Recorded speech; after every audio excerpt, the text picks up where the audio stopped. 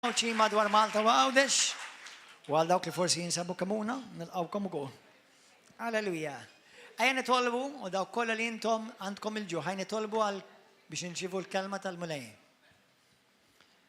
Itlob minn qalbek warajja. Itlob minn qalbek warajja, jidlu missi qaddis. Nirringrazzjak tal-kelma qaddisa tijak.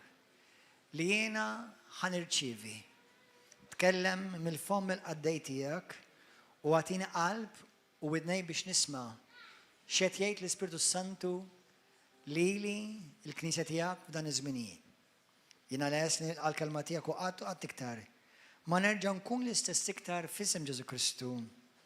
Amen. Jekk inti tixtieq tmur u ddur u tiftaħ il-Bibja tijak issa mal-ewwel, tistgħu dduru lej l-ewwel Samuel 16. ħanaraw, illum mhux ħanaqra l-istorja kollha, imma ħaniddilja mal-istorja ta' David u Golija. Kemm minnkom qatt ma smajtu l-istorja ta' David u Golija? Qatt ma smajtuha. Naħseb hija waħda mill-iktar stejjer li ispiratni fil-Bibja l-istorja ta' David u Golija. U jiena nidentifika magħha ħafna, kemm il-darba inħossni David. Grazzi Ġesu. Gloria l-mulej. Aħna kollha għandna nidentifikaw ma' David, għax aħna qegħdin f'bin David. Ġesu bin David. Amen. Kulħadd jgħid warajja bil-Malti, u mbagħad ħanejduha bl-Ingliż, right? Għax bil-Ingliż iddur naqra isbaħ. Kulħadd jgħid l-ebda telfin u l-ebda waqfin għalija. L-ebda telfin u l-ebda waqfin għalija. Bl-Ingliż tiġi I cannot be defeated and I will not quit. Amen. Alleluja. L-istorja ta' David u Golija hija waħda mill-iktar stejjer naħseb popolari anke madwar id-dinja sewwa. Imma ħan irrakkontkalkom daqsxejn l-istorja ta' David Golija l-ewwel. Dal-aħħar, daw l-aħħar xahar jekk intom indunajt il-messaġġi li ġibt il-Knisja u ħafna minnhom ukoll jgħoddu għall-poplu Malti kollu u għall-Knisja kollha ta' Malta. Kienu messaġġi sew profetiċi ma wkoll messaġġi biex jinkoraġġu l-Knisja. U biex jippreparaw il-Knisja għall-battalja. Għall-battalja. Però nixtieq nirringrazzja lill-mulej bħalma nagħmlu dejjem u nagħmlu iktar issa li Alla dejjem jibqa' ħajju dejjem jibqa' fuq tron u li l-affarijiet qegħdin jinbidlu u l-affarijiet iċ-ċavetta qed iddur, il-bibien qegħdin jinfetħu u bħalma qal il-mulej f'waħda mill-ħolm li kelli xi 3 xhurilu jew xarilu f'April. Ma April kienet? April iva. April, Mejju, Ġunju, Lulju. 3 xhur. Meta għal dawk li għandhom qatt ma smajtuha ħanejdilkom. Wara fl-ewwel ġurnata tal-konferenza, qabel l-ewwel ġurnata tal-konferenza li kellna għal-leadership li kien jisimha Where Eagles Soar, fej likely itiru, il-mulej kien tani ħolma profetika. Din mi xi ħaġa għalija fil-ħajja tiegħi hija xi ħaġa mhux ta' kuljum ħanidu hekk, imma hija pjuttost regolari li l-mulej kellimni profetikament sew fuq pajjiżna, sew fuq il-Knisja, sew anke fuq nies individwali profetikament. U fil-ħolma rajtni dħal ġo dar ta' xi ħadd ta' familja li nafhom u kif dħal ġo din id-dar dal-anġlu daħal miegħi, danġlu daqsix kbir, u li ħatafni minn hawnhekk karan. Jisu qabad xpallera biċċa ħwejjeġ. U tajjarni, mhux tajjarni ġvira wara ibni, qabadni hekk U beda jtiru jina beda ntir miegħu isni jekk qed niflowt jaf. Vera, fil-ħol ġali. U qed narani ntir fl-ajerja u qed nara l-bliet u l-pajjiż taħti. U bdejt nara ħafna ħażen li m'hemm bżonn ikollok ħolma profetika biex tara l-ħażen. Imma bdejt nara ħafna ħażen u bdejt nara wkoll ħafna asafar itiru, kollox għandu sinifikat. Imma waħda mill-affarijiet li l-mulej jrid jorini fil-ħolma hija li rajt 3 toqob fil-spirtu, ġifieri toqob. Dawk jgħidulhom portals. Kien hemm 2 kbar u waħda żgħira. Wara daw il-portals, ġifieri tara portal, ġifieri rajtu Avengers intom? Jew xi ħaddek jew il-ġimgħa qatt nara Transformers ma' tfal. Transformers 1, 2 and 3, Bumblebee. Tara kemm jiena spiritwali. Kollha għandhom parallel, believe it or not. Ma insomma, anyway. U bdejt nara l-anġlu warini daw il-portals. 2 kbar u waħda daqsxejn iżgħar. Wara daw il-portals kien hemm anġli lesti biex jiġu rilisjati. U l-mulej, l-anġlu propja, ma ħassejtu Alla titkellem mill-anġlu, ovvjament. Narawha fil-Bibja wkoll. Għalli dan il-klim. Għalli there is still hope, my son. There is still hope, my son. We serve the God of hope. Amen. Filippin 4, vers 8 sa 10.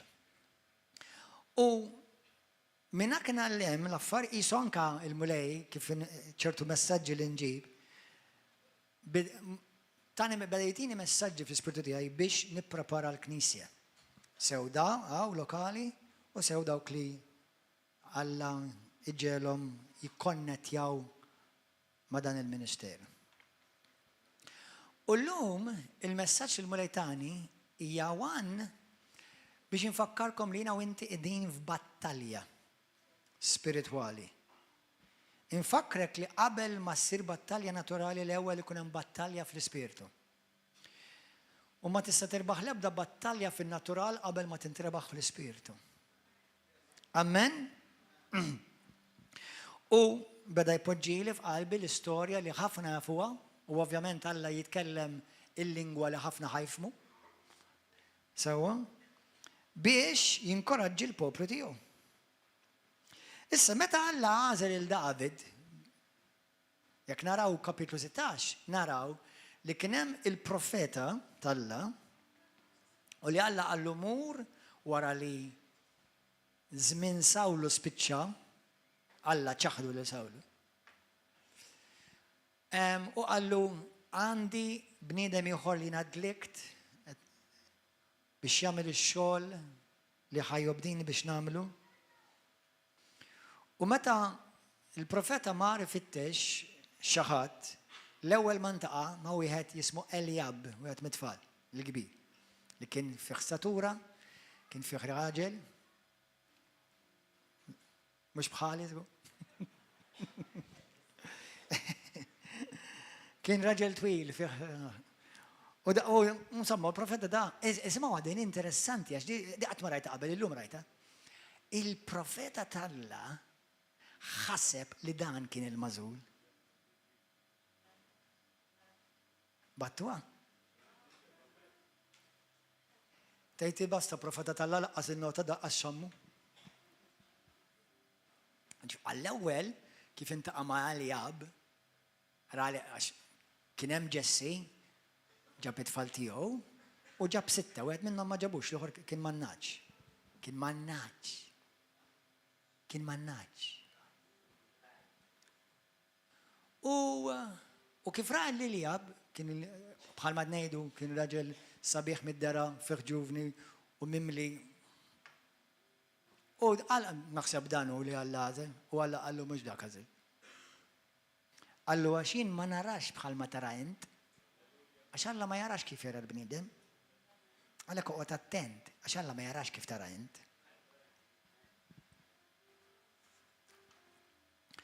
Mbagħad Alla, insomma, mbagħad Ġessi ħadhom jagħmlu sagrifiċċju, ġab baqra, ħefer jgħidula bl-Ingliż, ħamra, biex jagħmlu sagrifiċċju. U qalu l-hom ejjew ħalli nagħmlu sagrifiċċju flimkien. U il-profeta qallu daw it-tfal kollha li għandek xi ieħor, qallu għandu ieħor imma dak jisum dak m'għandnax. Qallu ma nistgħux inkomplu qabel ma sejjaħlu. U da jgħatlu l-David u kif ġi imma li qallu dan huwa dak li huwa jiena għażilt biex nitlek. U ovvjament kienu sorpriżi. Sew ħutu, sew missieru, sew il-poplu tiegħu għaliex qalu da mhux mar banaċa u jieħu ħsieb il-banaċ. Għal darba oħra biex infakkarkom li Alla ma jarax kif tara jiena u int. U Alla beda jipprepara l-David għal battalija. David kien instab fidejl fix-xogħol li Alla kien qabdu, anke volja kien forsi għal ħafna kien insinifikanti. U forsi l-inqas xogħol. U Alla dilku għażlu biex ikun ir-re ta' Iżrael. Min raj għal re. U narawh jiffaċċja l-Gulija. Jiġi kontra Gulija. Il-Gulija li jekk taqraw il-Bibbja sewwa għamel madwar 40 jum jeddet il-poplu tal-Alla. Jibbulija l-poplu tal-Alla. Jeddidhom. U l-poplu tal-Alla fil-maġġoranza b'mod assoluta jibżaw u bdew jinħbew. Il-midluka tal-Alla daw, il-mażula tal-Alla, bil-leadership kollox. Jibżaw u jinħbew.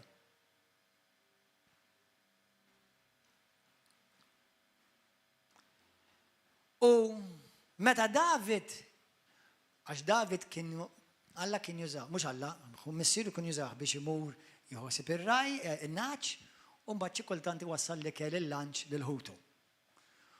U f'daqqa waħda meta beda jisma' ġi fil-kamp tal-battalja, u f'daqqa waħda l-Bibja tgħidlek sema' lil-Golija jgħajjar u jibbulija lin-nies tal-Alla.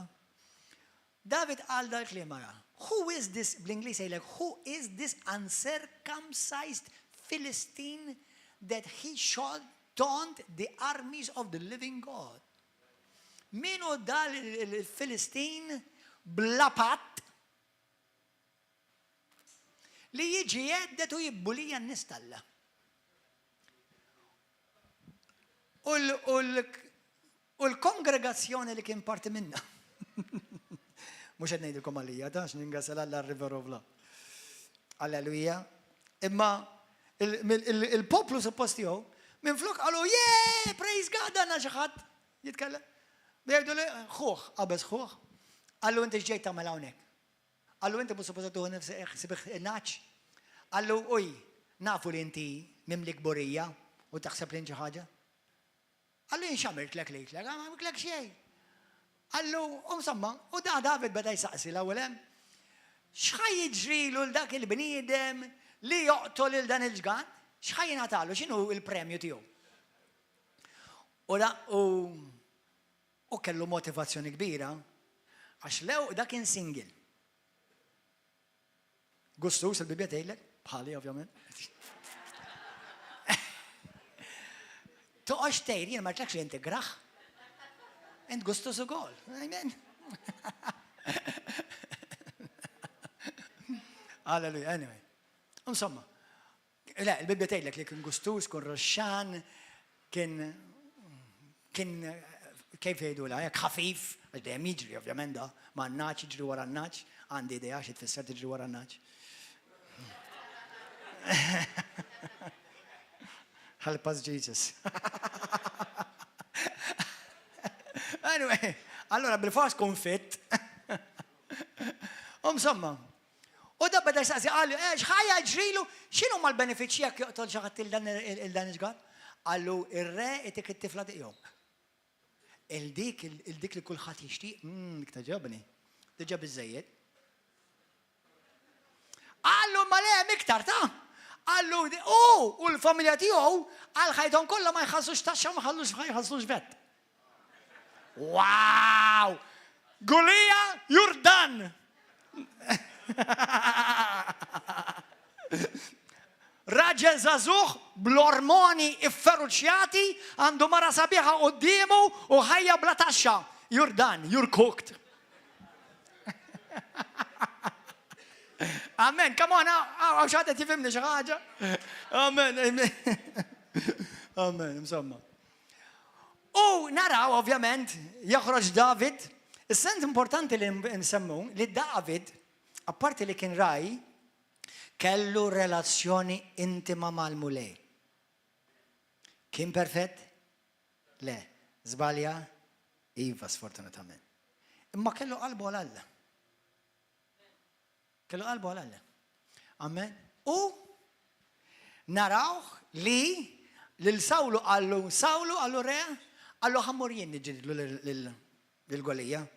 U Sawlu għallu dal-klim, għallu inti ħatwa t-ġilet, għallu inti ħat t-ġilet kontra professional, għallu inti ħatma maġġilet ċed, minin. Għallu inti ħalli fidi. Għallu jena, dak ħat t-ġilet bil-xabla. Jena għandi ħafna xabla ħafna kbar minn tiegħu. U Sawlu, well-meaning, prova jgħalmu is-sistemi kollha tal-gwerra li laqas ħadmu għalih. Battu għadi? Battu għadi? Sawlu, ir-re, mux Sawlu, sorry. Sawlu kien? Sawlu, iwa Sawlu. Sawlu, għallu ħu l-armatura tiegħi. U fil-brackets, David għalla ma ħadmet ċali kif ħadaħdem għalija. Ġilint għajtu ma ġuħud, jgħidu l kif għandek tħaddem l-oġġett, meta li l-om sess ma ħadmetilhom ximma fuqek ħadaħdem. Kemm ikun bravo xi ħadd meta jgħidlek x'għandek tagħmel, meta qatt ma kien hemm. Mux l-ewwel darba nintaq ma' xi ħadd jgħidli Pastor, inti xi darba kont pastor? Inti fejn jiena llum, inti taf fejn kont? Mux qed ngħidlek għax il-pastor ma jsir jiżbalja, kulħadd jista' jiżbalja. Imma aħna it's very easy to become an armchair critic. And you criticize something that you don't even know yourself how to work for yourself. Imma msomma dik xi ħaġa oħra. Msomma David li kellu l-konfidenza tiegħu fil-mulej. Il-konfidenza mhux fl-armatura ta' Sawlu, mhux kemm għandi esperjenza, mhux imma l-konfidenza tiegħu fil-mulej. David għallu jiena ħammur, qabad biċċa zokk, qabad żbandola u 5 ċakit. Kif raħ il-ġgant, għallu inti qed tinsultani qed tiġi kontra tiegħi bit-zokk bħal xi kelb. Infatti kellu revelazzjoni Golija. Għax fajnejn David u Alla dak kelb kien. Bla pat.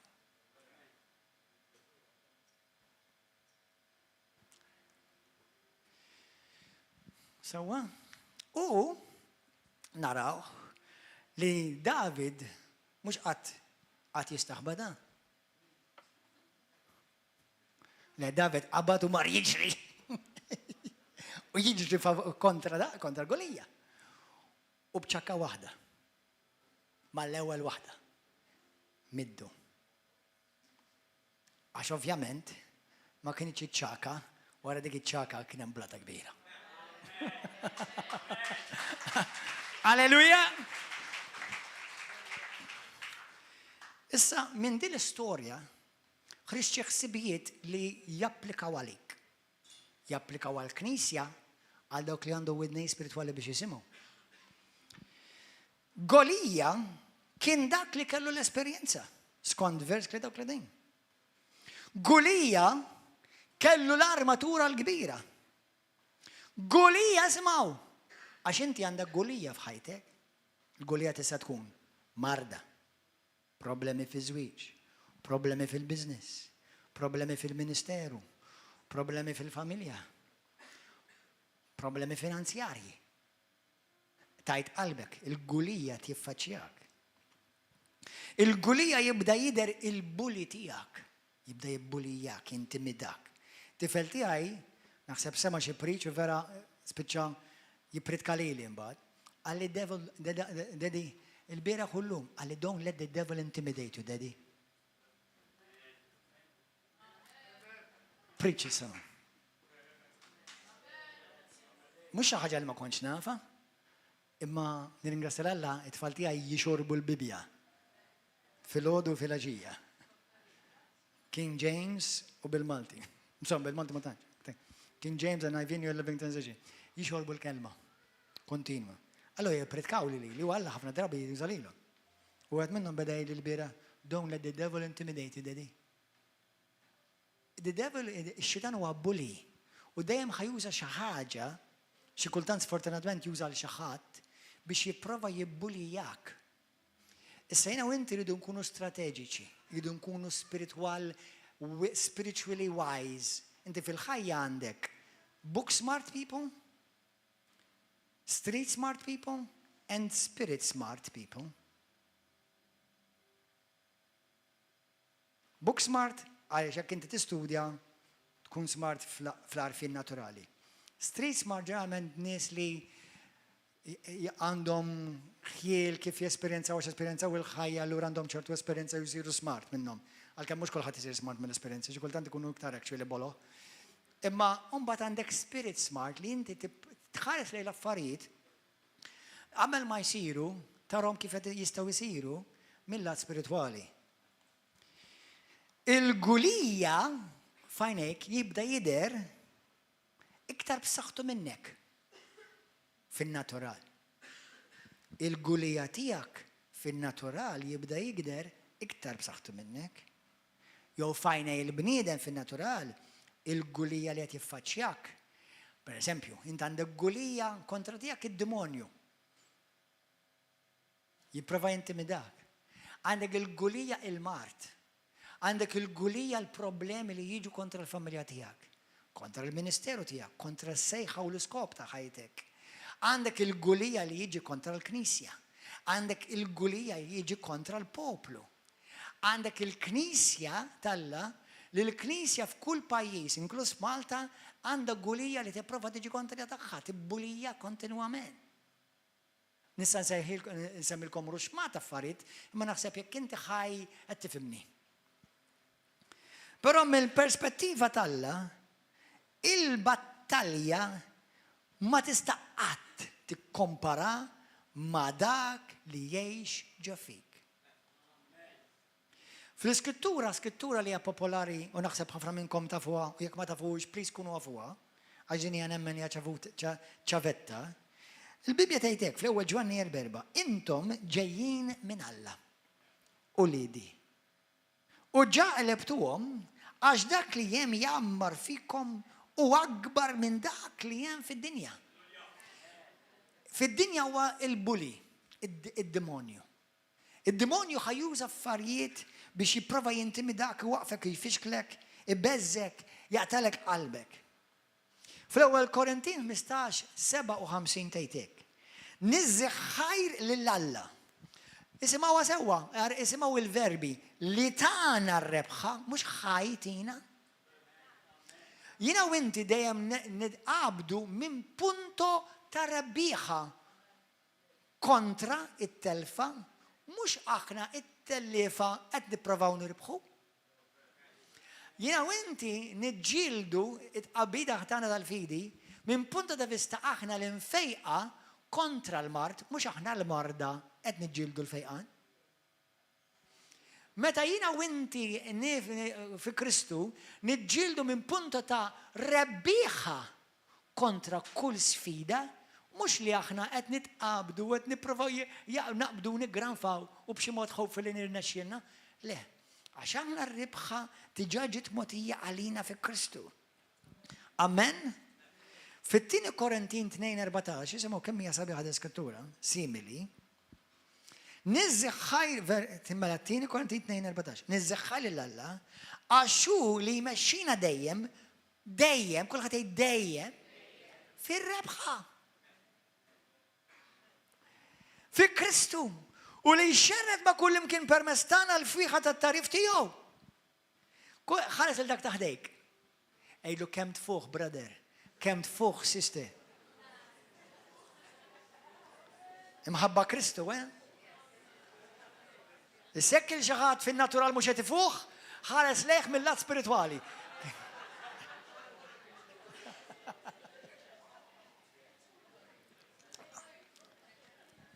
Isimgħu daw il-prinċipji li nitgħallmu minnhom minn l-istorja ta' Gulija.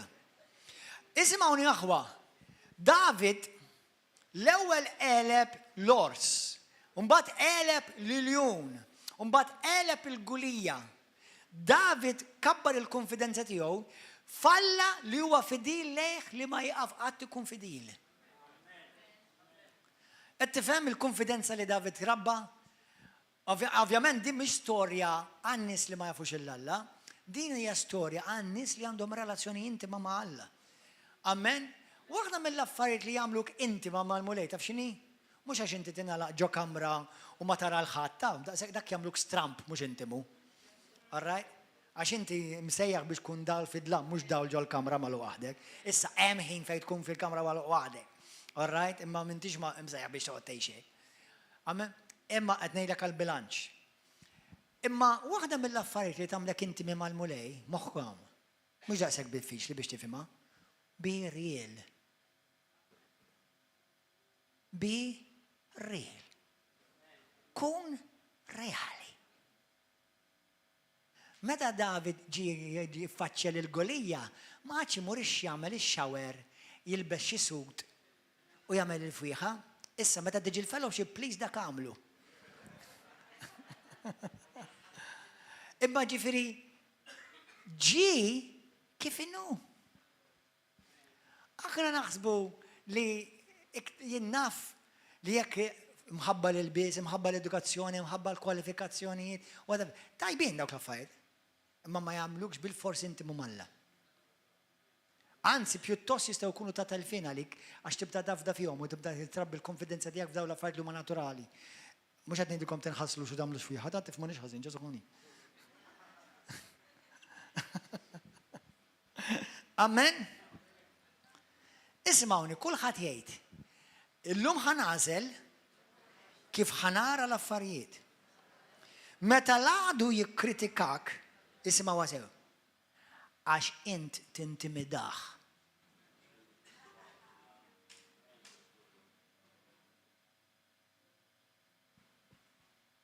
Write it down, highlight it, and make it bold. Meta l-għadu jikkritikak għax int tintimidah.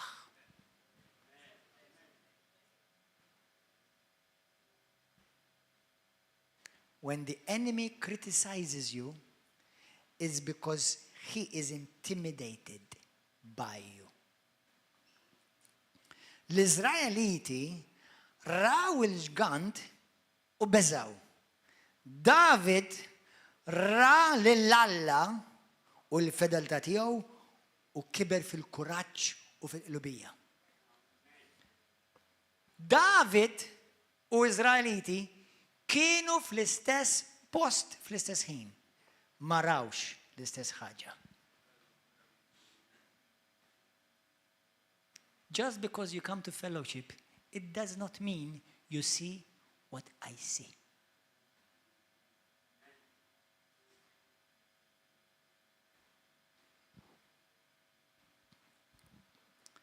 L-Izraeliti kollha bdew jikkonsidraw x'ħajtilfu. David beda jikkonsidra x'ħajgwadanja.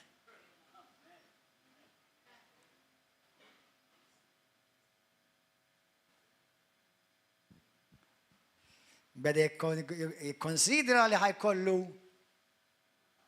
mara li toġbu u bxejn. U l-missier ħajħallas kollox għattiġ. Amen. U ħajja twila sa' kemm jgħix u familtu bla taxxa. Plus li beda jikkonsidra li ġejja preparazzjoni għal wird kbir li ħadd mu ħajkun qatt kapaċi jista' joħodlu. U ikkonsidra li il-pożizzjoni li Alla kien ħajtih ħajkun ipoġġih f'quċċata bħala r-re ta' Iżrael u jibqa' jissemma għall-eternità. L-ewwel Kroniċi 17:28 dawk li huma madwar David mhux bil-fors il-maġġoranza ma rawx li bdew jaraw David, anzi bil-kontra bdew jarah għax inti tara kbir. U għax inti żeluż ħafna.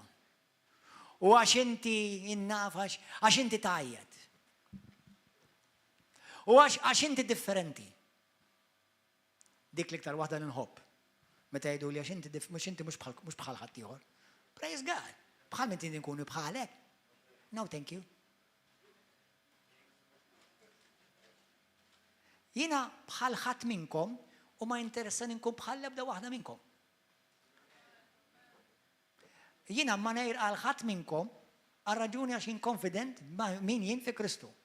U int għandek tkun l-istess. Jiena biex ngħidlek li jiena aħjar minnek, sempliċement jiena nemmen li jiena m'għandi għalfejn nkun bħal ħadd ieħor għax kuntent kif jien. Nirringrazzja Alla ma tantx ma mbatix minn nuqqas ta' xejdu la stima personali, self-esteem. Illum il-ġurnata tal-limt minn jien fi Kristu kuntent. U ma nħossniex inqas minn ħadd u qatt. Jekk jien nintaqa' mad-djaknu, mar-re, mal-pastor, mal-bishop, mal-prim ministru, anzi ħafna drabi nħossom inqas minni fil-veru sens kelma. Iktar u iktar jekk ma jkollhomx il-Kristu, għax huma inqas minni. Imma fi Kristu nħannalihom u nagħtihom il-Kristu ħalli nġibhom bħali fi Kristu. Amen. Imma qatt ma nħossni aħar inqas minn ħadd. Qatt ma nħoss li għandi nbus noqgħod inbus idej xi ħadd. Għax you are anointed. You're anointed and so am I. Issa, mhux b'arroganza. Kulħadd għandu s-sejħa tiegħu, kulħadd għandu l-pożizzjoni tiegħu fi Kristu. Let's see. Amen. Imma tnejtek għax kultanti Kristjani ħasra aħna anke l-Kristjani mhux il-Kattoliċi biss. Nibdew nidalizzaw. Xi kultant jidalizzaw lilhom infushom ukoll. Anyway. Ta' madwaru bdew jakkużawh li huwa prideful. Jibdew jirridikolawh. Dew jarawh li mhuwiex fit. Ma jikkwalifikax għal din il-battalja biex jiffaċċja lil Golija. Da Alla ma sa ra lil David li dan ħajkun li dak li ħajqtol il-Golija, ħajqtol rasu. Minħabba tad-dilka tal-Ispirtu Santu li hemm fuq ħajtu. Ħanejlkom aħwa, Alla bli għażel wieħed jinten. Baxx. Issa, ma rridx insemmi l-ħadd għax mhux kulħadd jiffansjah. Mhux għax jiena niffansjah f'kollox. U jekk ħanejdu, peress li ħajħroġ fuq televiżjoni, ħajkun hemm mhux għandek id-ditt ma taqbilx miegħi. Però jogħġobni Trump. Issa naf li hawn min ma jogħġbux. Imma skużi ta' kieku kelli nażel bej Trump u Dan żgur nażel il-Trump ta'. Wieħed għandu sinsla u jaf xi tfisser tkun bold b'saħħtek u tkun leader. U li laqqas jaf li jeżisti. U tħarbik li daħħal f'pajjiżu u madwar id-dinja u ma tal-biża. Miskin arrendi konti li tjagħti quddiem Alla. Għana għemmen li għandu xirranġa Trump 100%. Imma bħala leader, ma tantx hemm bħala ta'. Do you know what's important for a leader? Is to get things accomplished. Not your feelings.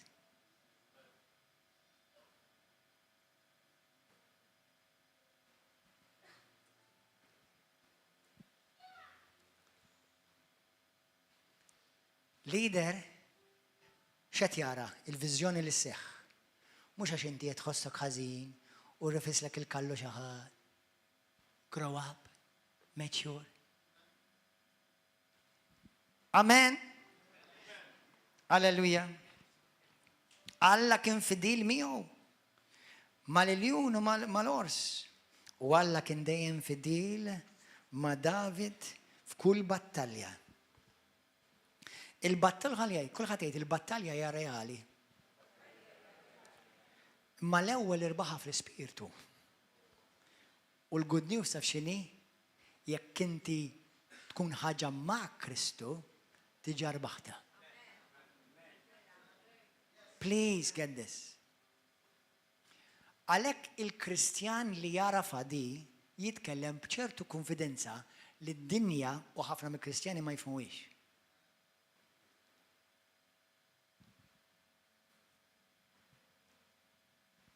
Amen? Kun għaf li jinti tista tirbaħ anka fil-natural. Isimgħu x'tajt fil-Romani kapitlu 8, 35. Da r-rebħa tagħna fi Kristu fil-natural kol, isimgħuha. Min se jifridna mill-imħabba ta' Kristu? It-taħbit dak naturali, id-dwejjaq naturali, il-persekuzzjoni naturali, il-ġuħ naturali, il-era, it-tiġrib ixaw. Tindemaw dawwa kollha rebħiet naturali. Bħalma hu miktub minħabba fik il-jum kollu jikkundannawna għal-mewt. Jodduna bħal naġ għal-qatla. Imma f'dan kollu aħna aktar minn rebbieħa. Halleluja! Shout halleluja! Glory! Imma f'dan kollu aħna aktar minn rebbieħa bis-saħħa ta' dak li ħabna. Għax jinżgur li l-għal-mewt u l-għal-ħajja, l-għal-anġli issa spirituali, l-qawwiet, iż-żmini ta' issa u l-għal ġej, l-assetat, l-għal-oli u l-anqas il-font, u la jibdaħ li oħra ma jistaw qatt jifirduna mill-imħabba ta' Alla li deret fi Kristu Ġesu. Kulħadd jgħid jien id-destinat? Ejda u għammina jien id-destinat għar-rebħa. I was born to win. This is my destiny. Hallelujah! In Jesus' name. Amen. Għaliex Golija kien jobodhom l-Izrael? Għax kien jobod l-Alla.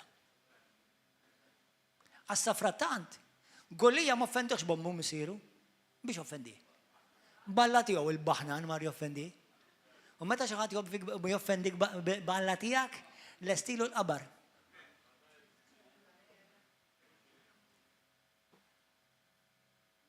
Għas jafu li għet jibqet il-laħ jħejju l-qabar. U xej Ġesu, Ġwanni 15-18, jekk id-dinja tobotkom, what's the big deal? Dik jiena zetta. Kunu għafu li badet li l-ewwel. U għalhekk tibgħat lilkom. Amen.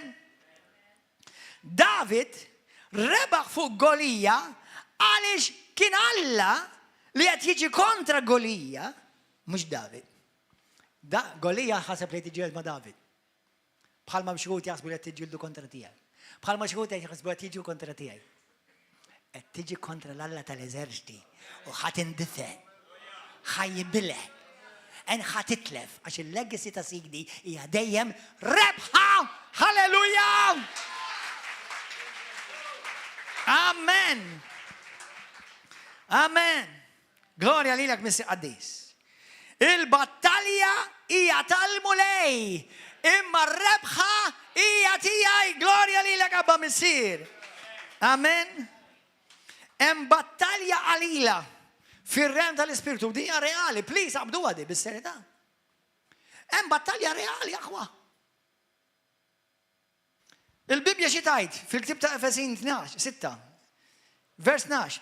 Għax il-ġlieda tagħna mhijiex kontra d-demm u l-laħam, imma kontra s-setat, kontra l-qawwiet, kontra l-prinċipijiet ta' din id-dinja ta' dlamijiet, kontra l-ispirti ħżina li jagħmlu fil-wisa ta' smewiet. Imma jinaw inti fejn aħna? Efesin 2, vers 6 u 7. Aħna irxixtajna u ġejna mqajma ma' Kristu Ġesu u miegħu ġejna mpoġġjuti fis-smewiet fuq kull seta, fuq kull qawwa, fuq kull ħakma. Amen. Ma tagħmelx differenza kemm hu kbir Golija. Ħdejn Alla tal-eżerċiti huwa tikka. Huwa dobbina bħalma jgħid il-mulej b'7 inkeċċixjat. Amen. L-ewwel Korintin kapitlu 10 vers 4-5. L-armi tagħna għal ġlied mhumiex tad-dinja. iżda għandhom il-qawwa tal-Alla biex iġarfu l-fortizzi. Il-qawwa biex iġarfu. Il-qawwa biex iġarfu. ħafna drabi, sfortunatament, imma x'għandna? Għandna ħafna Kristjani, number one, aljenati. Biċċa kbira mid-dinja, il-biċċa kbira tad-dinja huma aljenati l-battalja spirituali li għaddejja fuq pajjiżna, fuq id-dinja kollha. Għax dak li għaddej f'Malta, għaddej fl-Italja, għaddej fl-Amerika, għaddej fl-Ingilterra, battalja spirituali, mintom xindunaw il-ħażen. Mintom xindunaw il-isħana li kienaw Malta, mhux Malta biss, kienet għajna. Ġifieri għalkemm jiena minix xi sponsor tal-gvern, però ħankun veru ukoll. Mhix għax il-gvern. Isħana li kienaw Malta kienet l-isqallija. Kien hemm Spanja. Ħafna Spanja kellhom jaħarbu mill-Ispanja. Ġifieri, żgur m'għandhomx jaqshom il-gvern. Issa, jiena tafu li nitkellem ċaroton kontra l-ħażan u l-korruzzjoni u l-ħmieġ, imma di m'għandux jaqsam. Amen. Halleluja. U x'għandna? Għandna ħafna Kristjani jiġġieldu kontra xulxin. U jpaxxu lid-demonju, mawx għalik prosit, congratulations. Mhux tal-li inti m'intix ixxomm il-battalja, tal-li inti l-pupazz tad-demonju issa. Qed tifhmuha, moħħok hemm jaħasra. M'intix tinduna l-istrateġiji tal-għadu u x'inhu jagħmel u kif qed jipprova juża lilek, oqgħod attent għalhekk inti qatt ma toħodha kontra ħuk u ħoħtok. U nutli toħodha kontra l-leader, kontra l-pastor, kontra d-dik, nutli.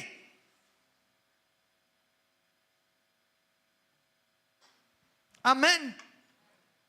Ma nistax ngħidilkom biżżejjed l-importanza kemm nixtieqkom taraw dak li qed nara jien. U iktar. Kemm importanti li tkun taf fejn il-mulej sejjaħlek. U kemm importanti tkun taf il-pożizzjoni tiegħek. Irreżisti kull forma ta' rebellioni u kull forma ta' disgwit li jġib id-diviżjonijiet fil-ġisem ta' Kristu. Fil-Knisja lokali u fil-Knisja ġenerali. Jekk hawn xi ħadd minnkom li xi darba tattakkaw nies tal-Alla. Ifqu f'isem Ġesu Kristu. Għax hemm ċans kbir u serju ma tarawx wiċċ Alla. Immaġinani quddiem Alla tela quddiem it-tron l-abjad, mhux l-abjad ingrazzja Alla. Jekk inti Kristjanu salvat m'intix ħadmu quddiem it-tron l-abjad. Quddiem ta' Kristu jgħidulu. Inti tiela hekk, poppa sidrek u inti u tiela tattakka nies tal-Alla fl-istess ħin. Naħseb, well done, my good and faithful servant, jgħidlek. Tafx jgħidlek, well done.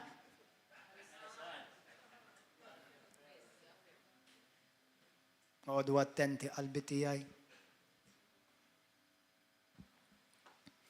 Bħal żwieġ. Mhux tiġġieldu lil xulxin, tiġġieldu għal xulxin. Amen. Grazzi mulej. Aħna ħafna drabi fil-ħajja naddu minn uġieħ. Naddu minn feriti. Moħkom għaw, ħanilkom xi ħaġa llum. Illum ħanejnkom, jekk kapaċi taqbada di, tiringrazzja l-Alla tal-uġieħ tiegħek. L-uġieħ huwa sinjal ċar li xi ħaġa kbira u xi ħaġa glorjuża qed titwieled fik.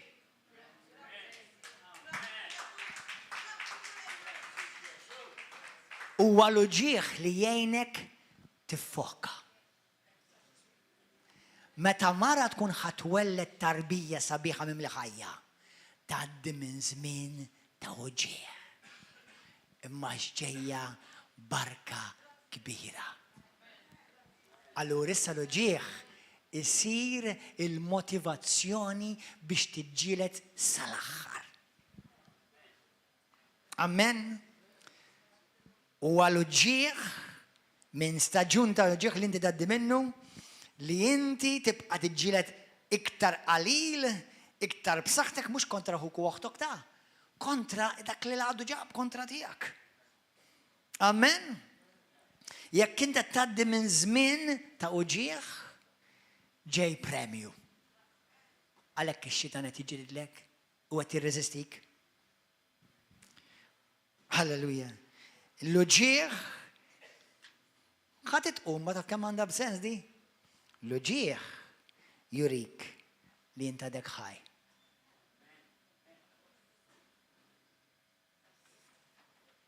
Luġieħ, għax għadek ħaj.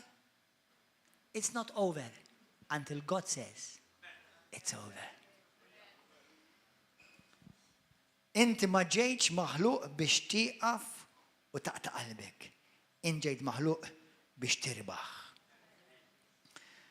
Hemm affarijiet fil-ħajja tiegħek li mhux ħajkunu fil-kontroll tiegħek. U meta ma dawk l-affarijiet li mhumiex fil-kontroll tiegħek, tħallihom jikkontrollaw lilek. Tħallix dak li mhuwiex fil-kontroll tiegħek jikkontrolla lek ħajtek, l-emozzjonijiet tiegħek, il-paċi tiegħek, il-futur tiegħek. Waħda mill-iktar affarijiet sbieħ, l-iktar affarijiet suppost sempliċi li l-Kristjan kapaċi jagħmel, imma li ħafna drabi ninsew nagħmlu, taf x'inhi? Give it to God.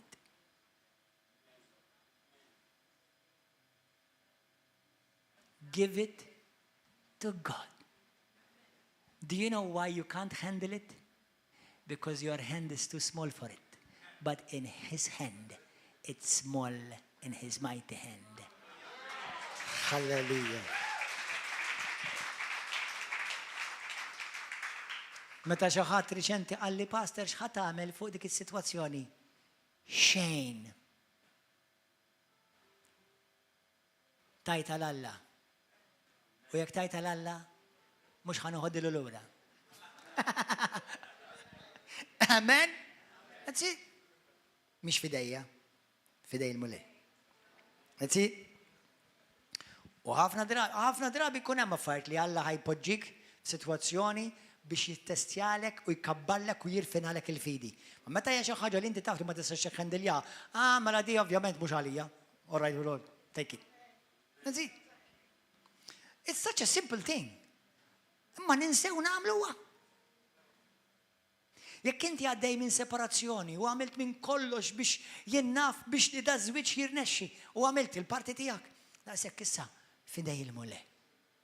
Jekk inti għandek business u li inti ħdimt u wereq tlaraq u għamil dak kollu li taf li suppost għandek tagħmel u għandek mulej din ikbar minni. Jekk inti għandek tfal il-bot bil-mulej u inti tlab tal-jom u rejtom l-mħabba u x'nista' nagħmel iktar mulej? Xejn. Tieli fidejja da sir. Ħanejlek aħwa. Inti trid tara li l-ibnek jiġi għand il-mulej, mhux ibnek jiġi għall-mulej u ma jarakx. Xi tfisser fimtuni? Biex ma tmux ħalli l-ansjetà u l-inkwiet joqtlok qabel ma tkun rajt illu li dak ġew għand Alla. Għax l-ansjetà tmardek. Itaqlek, jiena u inti maħniex kreati biex inkunu ansjużi, noqogħdu ninkwitaw. Il-mara tiegħi tgħid li dawn l-affarijiet inkwitaw, ngħidilha mhux jiena ma ninkwitawhomx. Mhux ħa ninkwita laqqas qatra. Illum qedtilha xi ħaġa lill-mara u wetta minn qalbi quddiem it-tfal. Qedtilha l-mara tilha tix joħodha kollha knisja l-mulej. Jaqgħodha. Tix jaqlaqha. Tix titilqu kollha. Bye. Jekk tiġi lura, welcome back. What's the big deal? Do you understand? Hello, I did not call you. You came by yourself. Issa jekk Alla sejjaħlek, suppost taf għandek ku. U għax ħad iġi ċallenġjat, sinjal li Alla sejjaħlek u inti dak il-ċallenġ telbu. Fusto.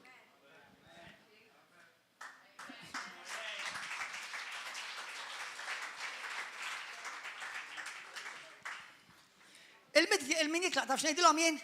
Bye! U min jiġi taf xnejdilhom? Welcome, good to see you. Amen! Ma tinkwitax passer laqqas qatra. I deal with it and I move on. Actually, bħalma kien jgħid Jesse Duplantis. I deal with it and then I get over with it. That's it. Shake that, that's it. That's it. I want to live a happy life. Amen? Simple as that. U hekk ħanamel bil-grazzja d'Alla. Tħallix la di jisaqlek il-paċi tiegħek, l-emozzjonijiet tiegħek b'xi ħaġa li inti taf li ma tista' tagħmel xejn fuqha. Tiegħek Alla huwa kbir biżżejjed biex jaħħendilja. Tħallix il-frustrazzjoni toqtollok il-gost u l-pjaċir u l-paċi tiegħek fi Kristu. Amen. Huwa żmien li tpoġġi dak li għaddej minnu u li huwa akbar minnek fidej ikbar minn tiegħek. Amen. Għal dawk li intom ipprovajtu u għamiltu dak kollu li stajtu. U ma nexxilekx. I have good news. You're still alive. Try again. Amen. Do it again. Erġa. Ibda mill-bidu. Amen. Hello. Amen. Bl-Inglis jgħidek. Final does not spell, failure does not spell final.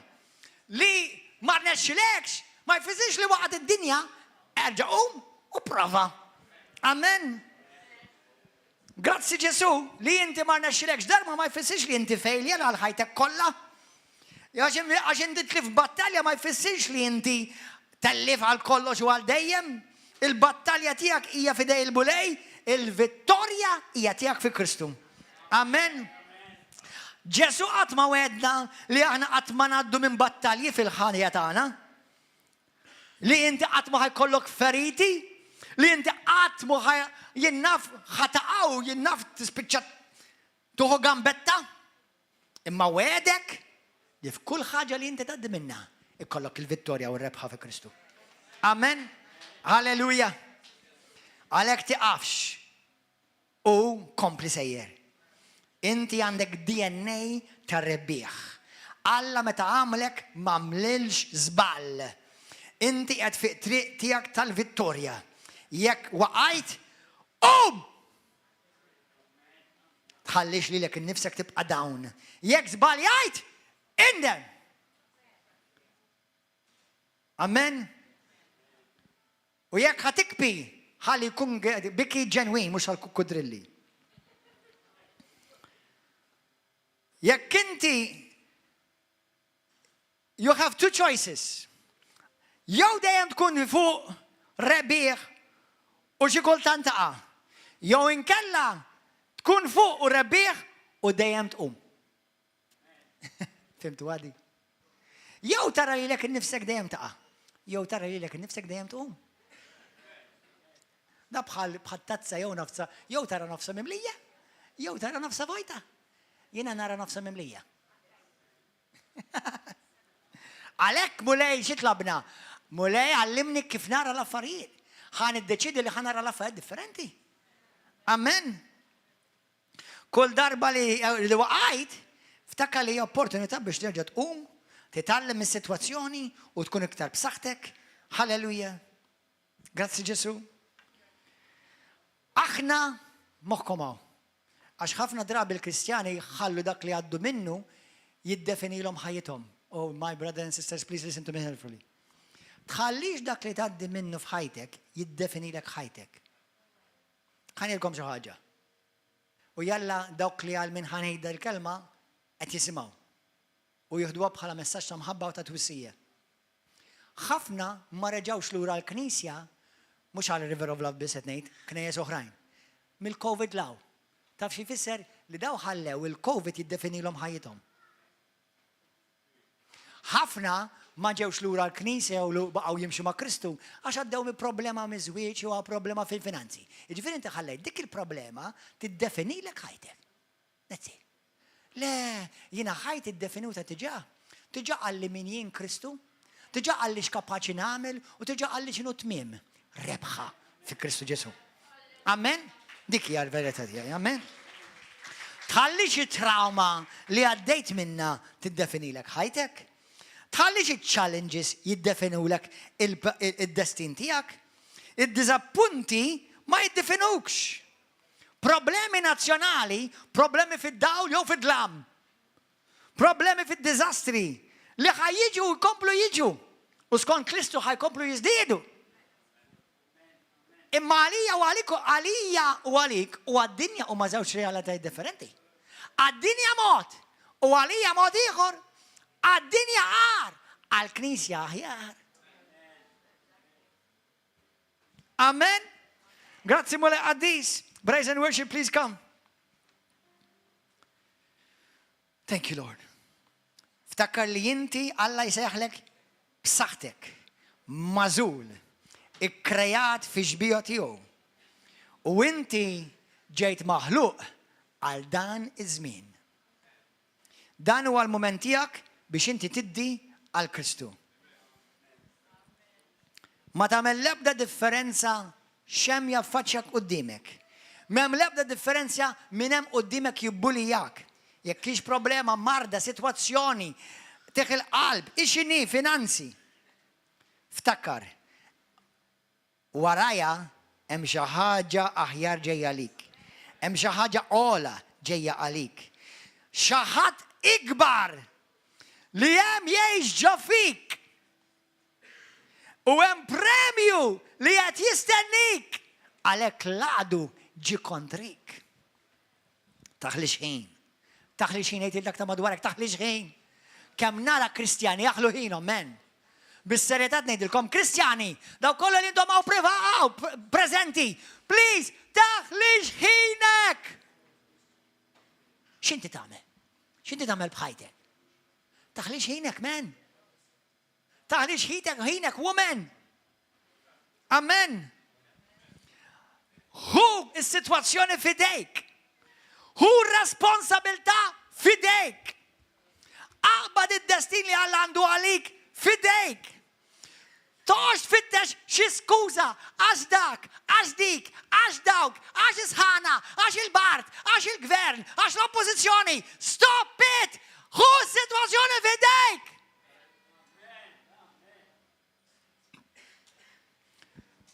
Kull negattività hija opportunità.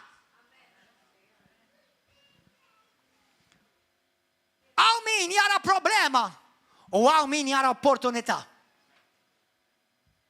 Għaw min jgħidlek imnalla kien żmien tal-Covid għax tgħix kemm beħħejt maskli. Da I like him, I like that man. Dak opportunità. Ara inti għad tistaħba u tigerger.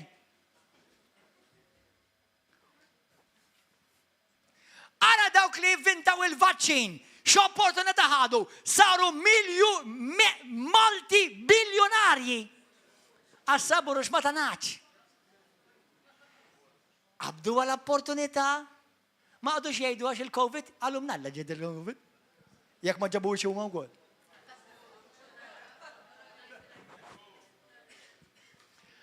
Kun persuna fittex opportunità f'kull sitwazzjoni x'Alla jtik opportunitajiet. Inti taħseb li l-għadu li ġab kontra tiegħek Alla ħaxok għax ġi. Ara miskin xi ġralu ma kontx naf li ġejja fuq di. Mela Alla tiġab preparak minn qabel. Amen, alleluja. La tibżax. Jiena u inti konna formati fid-dlam. Jiena u inti konna kreati fid-dlam. Jiena u inti konna mamula fid-dlam. Jissejjaħ il-ġuf. U wara xi ġmil ħareġ. Amen. Issek ma taħsebx li inti ġmil, aħseb li inti kraħ, x'ista ngħidlek. Alleluja. Imma l-fatt li inti fi Kristu kreati fi xbija Alla, mela ġmil. Amen. Alleluja. L-unika mod li inti tista' tkun tellif, isimgħu ġejja rivelazzjoni kbira. L-unika mod li inti tista' tkun tellif taf x'inhi? Jekk tieqaf. L-unika mod, baxxilu ħarira. L-unika mod li inti titlef hija jekk tieqaf. The only way you can lose if you stop. Don't stop. Keep fighting. Victory is coming. Hallelujah. Thank you, Lord. Alla wa miegħek u Alla wa għalik. Hallelujah. Alla xorta għażlek. Avolja kien jaf li ħatamel froġa. Avolja jaf li kont ħat iżbalja. Imma l-għazlek. Issa tuskużax ruħek. Tejċ, ma namna all right. Itallem mill-iżbalji tiegħek. U grazzi moli ħan itallem minn dal-iżbal. Full stop. Allura issa minn flok isir iżbal, isir lezzjoni. Opportunità. You found the opportunity. Itallem minn dal-iżbal. Mela issa saret, issa ma żbal, issa saret lezzjoni. Amen. That is our God. Grazzi Ġesu. Ibqa fil-battalja. Iġġielet u tqabad il-battalja tal-fidi. Itqabad fil-battalja kontra dik il-problema li ġiet kontra tiegħek. Kontra l-problema taż-żwieġ, kontra l-problema tas-saħħa, kontra l-problema tal-karriera tiegħek, tal-business tiegħek. Itqabad it-taqbida tal-fidi. Għax jekk itqabad it-taqbida tal-fidi, Kristu jkun miegħek. Alleluja. U inti toħroġ rebbieħ. Grazzi Ġesu. Jekk inti titqabad it-taqbida tal-fidi, Ġesu jwedek vittorja u rebħa dejjem. Isimgħuni aħwa, iż-żmien għaddej, moħħkom hawn. Għax ma tagħmilx differenza jekk għandek 20, 30, 50 jew 80. Iż-żmien għaddej. Xi darba lilek u lili ħajlaqlek ċens. Però qabel ma jagħlaqlek iċ-ċens, ħafna minnkom ħajkollkom ċans ħarsu lura. U x'ħadd tkun għamilt bħajtek? Ħlejta jew utilizzajta. U xi darba tħares lura u jekk inti taqbad dal-kliem il-lejla lil mulejt jkellem lilek tgħix ħajja sodisfatt u tħares lura tgħid grazzi mulej tal-ħajja li tajtni. Bil-grazzja tiegħek ma ħlejtix. Grazzi tal-li użajtni biex inġib differenza f'dan il-poplu, f'din il-knisja, f'din is-sitwazzjoni, f'din il-familja, f'din il-persuna għal ġid u ma ħlejtx ħajti. Amen. Jekk inti ma taqafx, żgur ir-rebħa tiegħek. Jekk inti ma taqafx, inti tgħix fil-futur tħares b'sodisfazzjon lejn il-passat tiegħek. Illum niċċallenġjak. Tiqafx, taqtax qalbek. U waqbad dak il-premju li hemm lesta lik. Tista' taħdmu. Tista' taħtfu. Tista' taċċivjah. You can achieve it. You can do it. Tista' tilħqu. You will make it. Ħajjir nexxilek. Jekk ismawni moħħkom hawn. Xut minnkom forsi tgħidlina ġbajt għajjejt, ismawni. Jekk tieqaf issa moħħok hawn, this is powerful. If you stop now, all the pain you've gone through will be in vain. Jekk tieqaf issa, l-uġieħ kollu li għaddejt minnu ikun moħħli.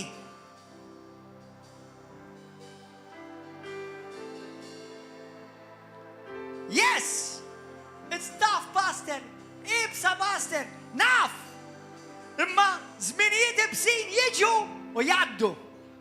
Imma persuni u nies ibsin jibqgħu. Alleluja. Amen. Grazzi Ġesu. Id-dinja mhix ħatgħidlek dawn l-affarijiet biex tinkoraġġik. Id-dinja mhux ħatgħidlek min int, jew x'inhu l-iskop tiegħek u x'inhi s-sejħa tiegħek u li Alla għamlek speċjali uniku hemm sejħa fuq ħajtek. Wettaqa! Mhux tipprova twettaq tal-pastor tiegħek, jew tat-tija jew tal-kuġina jew tar-raġel tal-mara. Tiegħek! Int għas-sejħa u għas-skop tiegħek li tagħti rendu kont lill-Alla. Mhux tal-pastor tiegħek. F'kull sitwazzjoni, għal dawk li għandkom ġob, kumpanija, mhux tal-boss tiegħek. Għal dawk li taħdmu fl-iskola, mhux tas-surma sejja. Tiegħek. Amen. Alla jgħidlek min int. Alla jgħidlek x'kapaċi tgħid u x'kapaċi tagħmel u x'kapaċi takkwista. Alla jgħidlek għal min jemmen xejn huwa impossibbli. Li temmen ma jfissirx li għandek formula, l-formula kulħadd jisaqbada. Temmen hija ħajja u titgħaddi min-nar. وتتعدي biex tiġi rfinat. Imma għaddi. U tħares lura u toħroġ leq. Halleluja. U toħroġ rebbieħ. U dak l-ġieħ u dak il-biki u dawk il-feriti li għamilt jisiru trofej. U għada li l-ulidek u l-ulidek d-lom għara. Għara trofi tijaj, mux bil-forx rettelar-men trofi, għal-kem għaw trofejs vera. Imma għara bini, għara binti. Imma meta tara dak il-trofi, ftakar il-feriti li għaddejt. Il-diffikultajiet li kellek tiffaċċja. Il-challenges u għamil darba kellek għabdi ċedi u taqta qalbek. Ma bqajt fil-battalja u għax bqajt u ma waqafċ irbaħt. Halleluja! Għajan umu bil-wifqa. Tkellem għal-mulej sa stess fejn inti. Kulħat jgħid it-talba warajja stess, poġġi jdek fuq qalbek. Poġġi jdek fuq qalbek u mija jgħid. Illum tħallix toħroġ minn dan il-post tgħid kemm kienet sabiħa del-messaġġ. Wow, kemm inħossni tajjeb. Tajjeb, imma kif ħadkun? Bidada kif ħadkun? Il-ġimgħa d-dieħla kif ħadkun? Iddeċidi minn issa. You will be tried. You will be challenged. But if you remain fit and fixed by nek fuq Kristu, you win. That is your destiny. Amen. Kulħat jgħid warajja minn qalbek. Illum issi qaddis. Grazzi. Tal-li maħabba kbira tiegħek. Int ħabbejtni qabel ma ħabbejt jien lilek. Int għażiltni qabel ma jien għażilt lilek. Emmint fija mulej qabel ma jien emmint fik. Mulej illum nemmen li għax int għażilt lili u għaliex dak li int għamilt għalija fuq is-salib. Illum jien prezzjuż, jien għandi valur, jien speċjali, jien mażul, jien mitluk għal dan iż-żmien, għal skop speċjali, speċifiku mulej.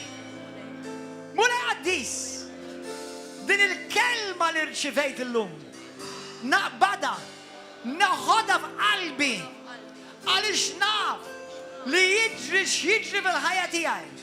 Ngħaddi minn x'ngħaddi mill-ħajja tiegħi. Jiġi x'jiġi kontra tiegħi fil-ħajja tiegħi. Jien rebbieħ fi Kristu Ġesu. Ir-rebħa hija tiegħi. Minix ħanieqaf.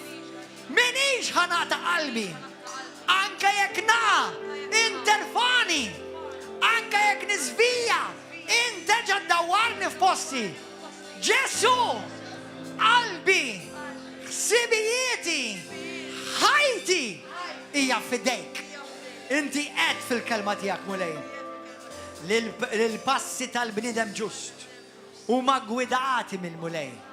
Xejn ma jiġri fil-ħajja tiegħi. Kombinazzjoni. Mulej, dak kollu li jien għaddej minnu u għad ngħaddi minnu. Din jiżgur li mhux ħanaddi minnu waħdi, imma inti miegħi mulej. U għax inti miegħi, naf li xejn li jiġi kontra tiegħi ma jirnexxi. Għax bħalma int stess twijat, l-ebda ma msawra kontra tiegħi ma tirnexxi. U dak li ġi kontra tiegħi jaqa' u jiġi fix-xejn għax il-battalja hija tiegħek mulej. U r-rebħa hija tiegħi fi Kristu Ġesu u għall-glorja tiegħek missier. Illum f'isem Ġesu Kristu inkisser, inġib fix-xejn, inġarraf kull skema tal-għadu, kull kelma negattiva, kull saħta mistqarra kontra tiegħi, kull skema tad-demonju, kull pjan diaboliku, inġibu fix-xejn bil-qawwa tad-dem ta' Kristu. Bil-qawwa tal-Ispiritu Santu u bil-qawwa tal-kelma tiegħek u tal-fidi mulej. Nirringrazzjak. Illum jien sejr il-fuq u mhux l-isfel. Jien ir-ras u mhux id-dem. Jien rebbieħ u mhux tellif. Għax akbar u dak li jammar fija minn dak li hemm fid-dinja. Grazzi mulej. din hija d-destin tiegħi. Ir-rebħa fi Kristu Ġesu. Għal dejjem ta' dejjem. Amen. Halleluja. Shout halleluja. Amen. Grazzi Ġesu. M'hemm xejn li ġi kontra tiegħek kombinazzjoni. I'm going to give you another nugget tonight, an extra for no extra charge. What came against you reveals what the enemy is threatened by what's in store for you and by the one who lives on the inside of you. The level of the attack against your life reveals the level of your assignment in Christ. Il-level ta' attak kontra tijak jirrevela il-level ta' assignment u skop li Alla għandu fuq ħajtek. Ringrazzja l-Alla. Ringrazzja l-mulej. Għandaw kolla li non fuq YouTube u Facebook. Il-paċi ma'kom. Narawkom għada fil-ħodu fl-10. Kallajiet il-ġimma d-dieħla fil-erba ta' fil-ħodu. Fil-erba ta' il-lallu. L-erba fil-seba ta' fil-axija. U għew naqdu maħna ġewwa l-Belt Valletta mal-grupp tal-Isle of Worship. Ġewwa l-Belt Valletta nar il-ġimgħa 4 ta' Wissu fis-7 ta' filgħaxija l-qudiem ġewwa l-Belt Valletta jew faħru lil-mulej u għew duqu taraw kemm hu tajjeb Ġesu Kristu. Halleluja. Il-paċi magħkom, God bless you YouTube. Halleluja. Jekk hawn xi ħadd illejla. Ħanfaħru waħda l-mulej u jekk hawn xi ħadd għandek bżonn it-talb illejla jew